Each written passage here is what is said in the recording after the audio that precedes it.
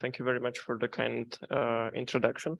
So I will speak today about an application of a low-rank plus sparse model for direct exoplanet detection. So this is joint work with Hazem Daglayan, who is a PhD student, with Pierre-Antoine Upsil, and for a big part this is her work, and then also with Lauren and Pierre-Antoine.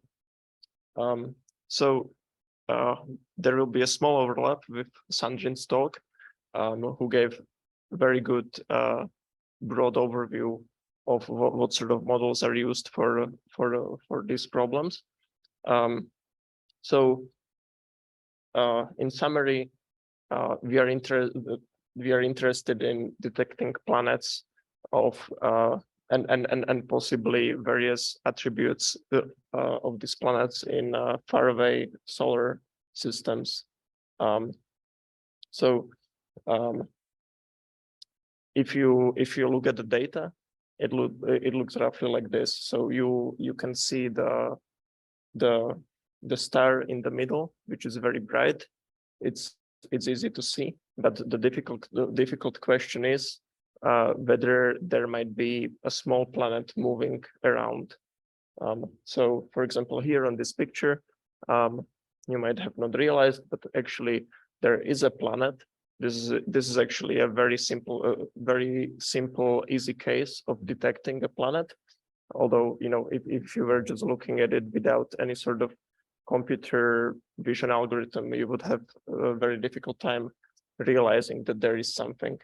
The poetic analogy that one can make is that this is kind of like looking for a firefly which might be moving around a big lighthouse. And this analogy, the firefly would be this small faint planet, and the lighthouse would be the star. So there's an issue of contrast. So the star, the light of the star is much more intensive than in comparison with the faint planet, and there is an issue of resolution. So the planet is very small compared to the star. So in particular, due to these physical limitations, you need a huge telescope, which kind of limits that often these telescopes might be ground-based. So if you want a huge telescope, it's easier to build it on Earth. It's more difficult to shoot it up into space. And as a result, you observe light through atmosphere, which due to atmospheric turbulence creates a lot of noise. So this has been mentioned before. This noise is called quasi-static speckled noise. Quasi-static because it seems that it's not moving, which is very important, and it's also of very small spatial resolution. So these are referred to as speckles.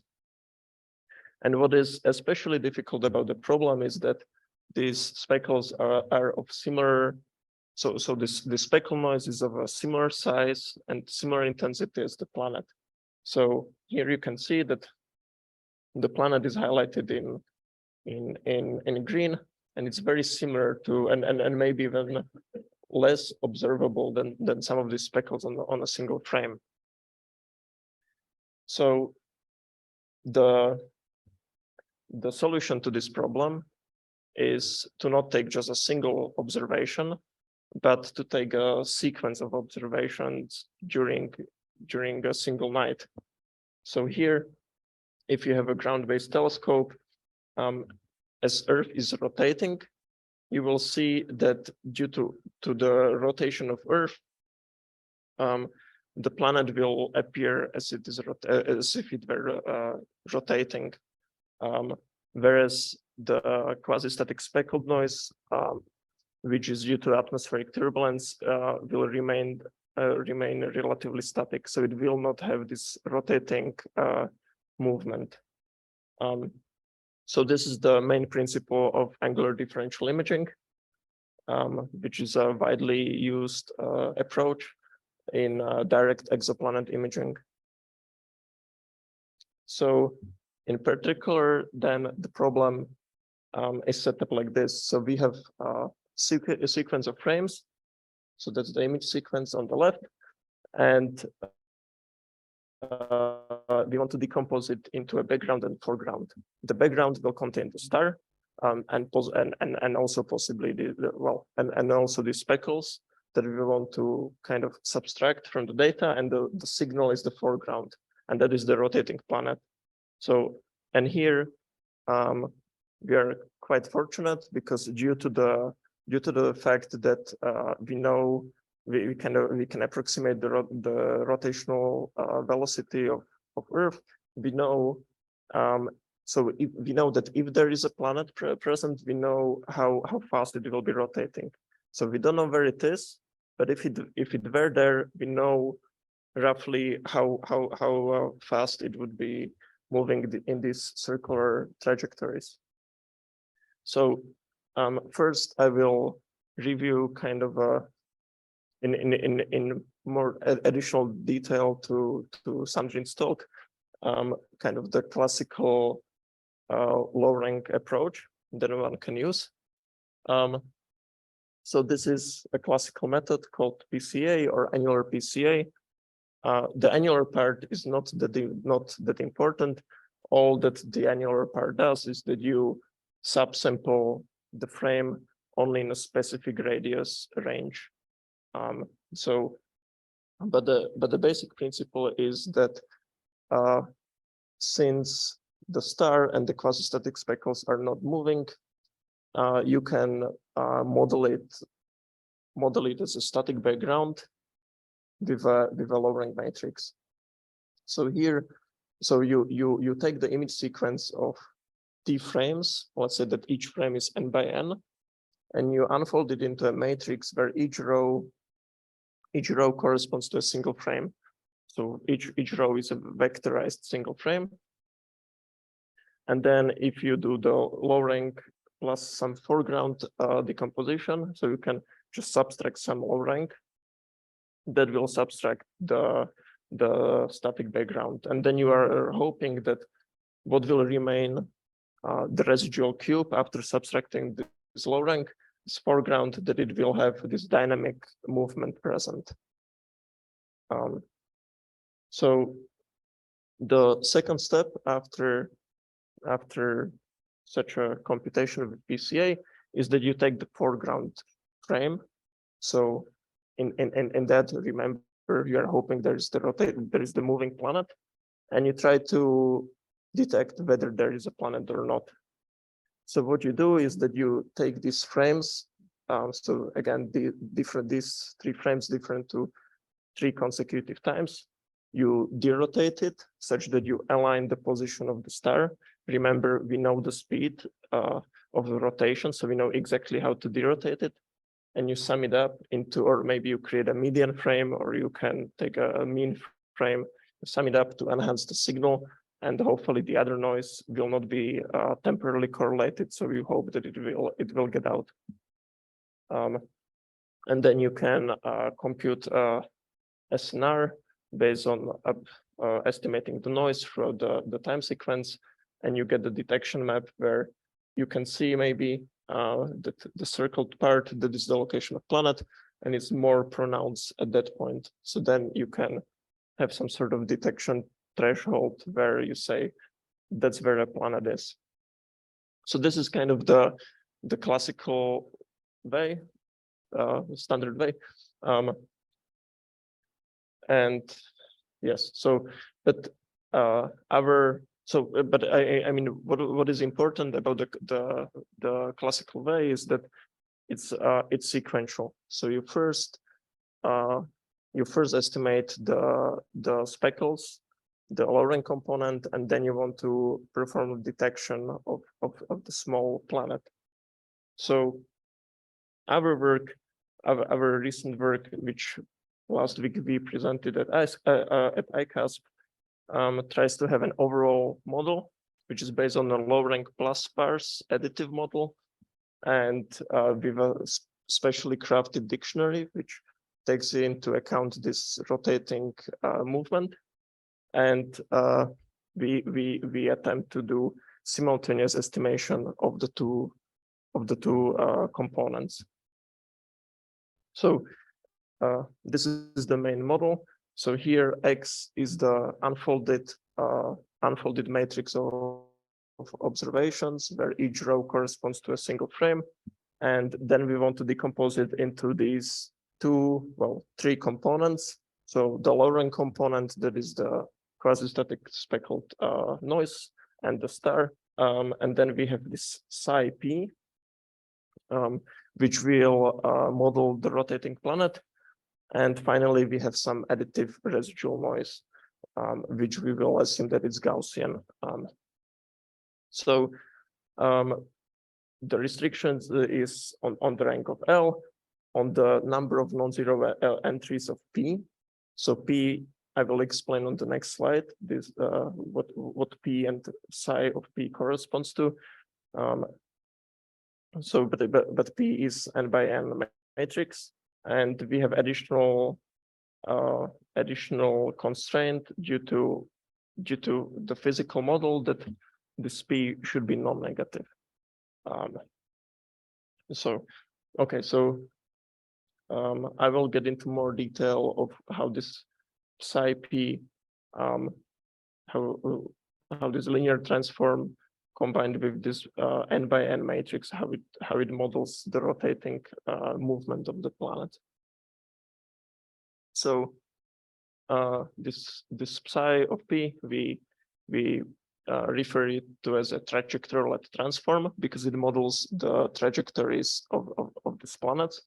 And here we really use the fact that we know the angular velocity of the planet. So it's a linear transform, and so it's a dictionary of element, and if you do an inner product with it, it's a linear transform, and a single element of this dictionary looks as follows.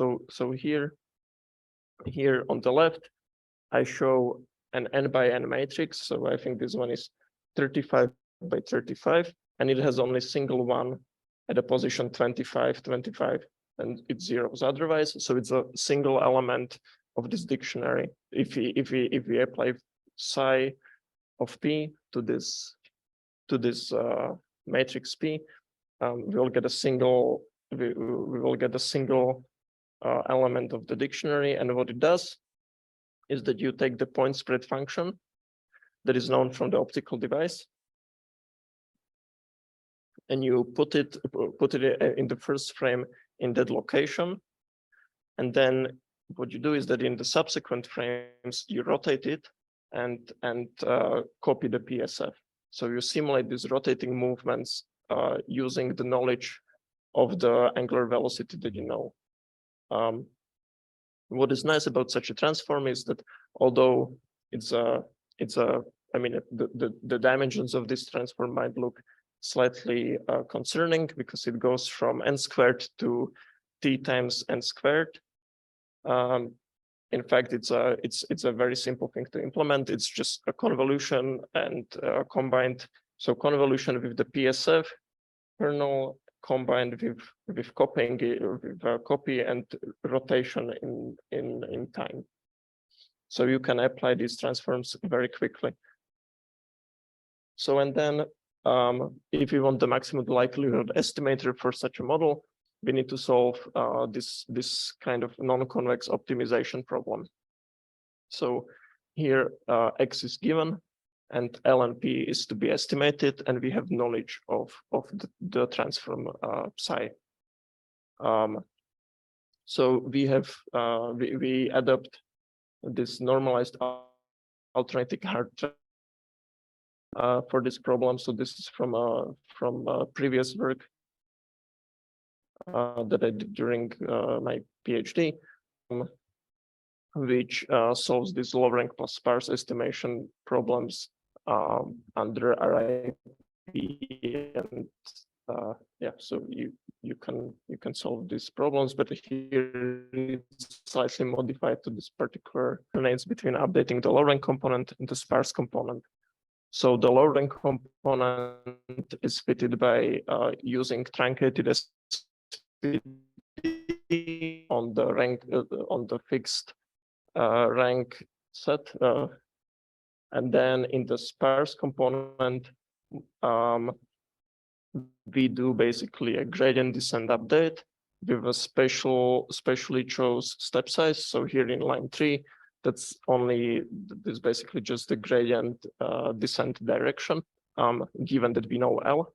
And then line 4, that is a specially chosen step size.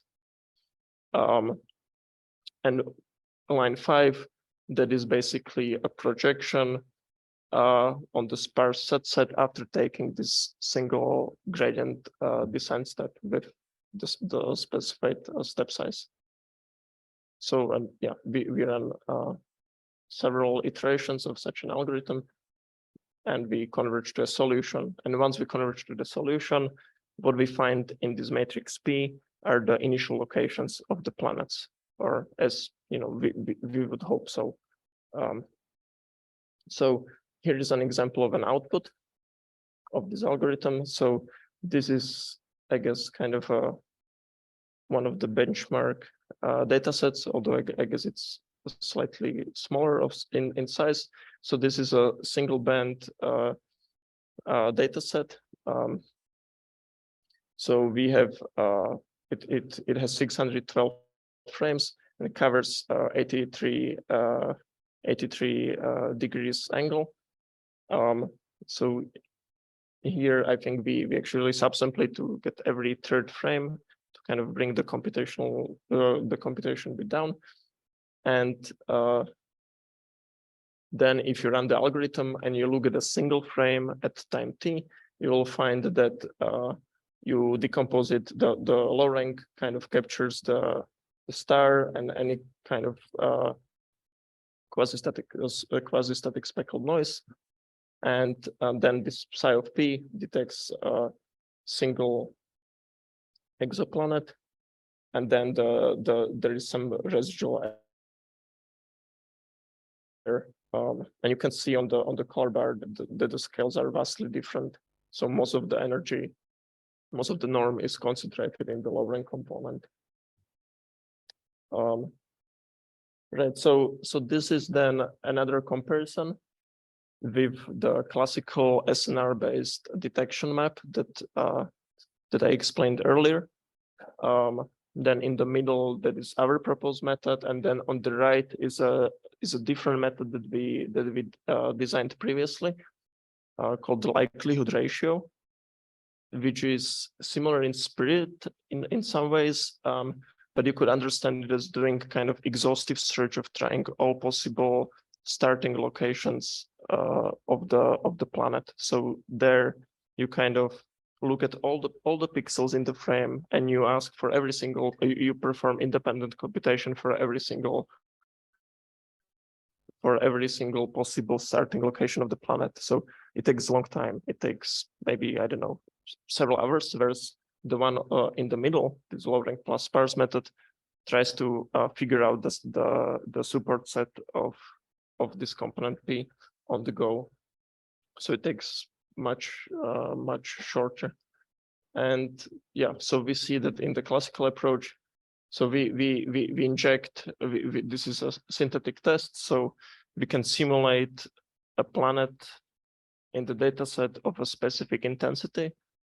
So how we do this is that we look at the standard deviation of the noise in some annular region, and then based on the standard deviation here called sigma annular, we inject a planet with a proportional intensity or flux to the standard deviation. So yeah, the classical method has trouble with it. And yeah, we detect the correct location, but we also have some false positives. So finally, we also do more systematic test. where we inject synthetic planets in a bulk, and then we generate deterministic risk curves, which try to identify how many true positives versus how many false positives we get. So here we use a transformation on the x-axis and y-axis with square root, because we want to kind of enhance the low true positive and false positive rate regime. So we are especially interested in where these curves intersect the y-axis curve. So where the false positive rate is very low, because yeah, we would like to have very low false positive rate. And what we see is that the method with exhaustive search performs overall the best. So the likelihood ratio performs overall the best, but in some cases, for example, in the 1.5, so this corresponds to the flux, to the intensity of the planet. The low rank plus sparse trajectory method performs slightly, while taking much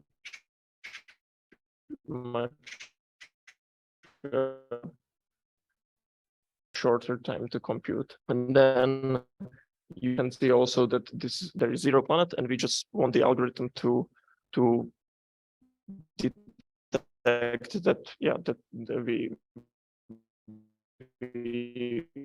want the risk curve to be normal. Yes, so I guess, yeah, so in conclusion, we have this model-based approach, which jointly uses location, and we can improve in some cases upon the classical methods while being fast. But I guess we could take this work next in several avenues. So one could design different dictionaries to capture different objects. For example, circumstellar disks. Try to expand this work to apply the algorithm to different types of datasets, such as multispectral datasets. So there, one would also use different geometric transformation for the different spectrum. Yes, and with that, yeah, thank you very much for the opportunity to talk about this work today in front of you. Okay, time for a couple of questions. I have one. So the algorithm that you talked about normalized trade-apart thresholding, and you said that under some RIP condition, you can guarantee the recovery. Can you just elaborate if psi here follow the RIP condition, that we can just get, by default, we just get the results for this scenario? Yes, thank you very much for the question. Yeah, so psi here doesn't follow the RIP condition at all. I guess it's not, yeah, it can be coherent with the lowering component, even if you have very, yeah, so I mean, in some cases, there could be elements, maybe like small elements, that can appear as if they were rotating. So yeah, the theory here does not apply. So we don't have theory for this optimization problem. So, thank you. Any other question? Thanks for the interesting talk. Just out of curiosity, I have a couple of questions. So what, I mean, how far is it statistics or statistical one, a systematic one? Because you are a ground-based telescope, is it that you don't have enough events, so you need to wait for some clear sky, or maybe the the exoplanet is behind the star, so you don't see it for quite some time, or there is a mismodeling perhaps for the physics processes in the atmosphere? Yeah, so I'm not entirely qualified, I guess, to answer these questions related to astronomy. So I don't know. I think perhaps yeah, I guess there are other experts who could talk about how far these things actually are. Yeah, so in the data sets that we were using, I don't know. I think the biggest concern is the quasi-static speckled noise by turbulence. I'm not sure if there are other sources of noise. There is discussion of whether to model these noises as a with Laplacian or Gaussian distribution. And interestingly, I think there is some work also from Olivier Apsil's group, which kind of tries to see that there are different regimes of noise. So if you're closer to the star, that it behaves according to certain distribution, and as you go radially away, that the behavior starts to look slightly different. Yeah, but yeah. Okay, because now it's the time that we need to head for the lunch, we can conclude this session by just joining me, thanking all the speakers of this session. Thank you.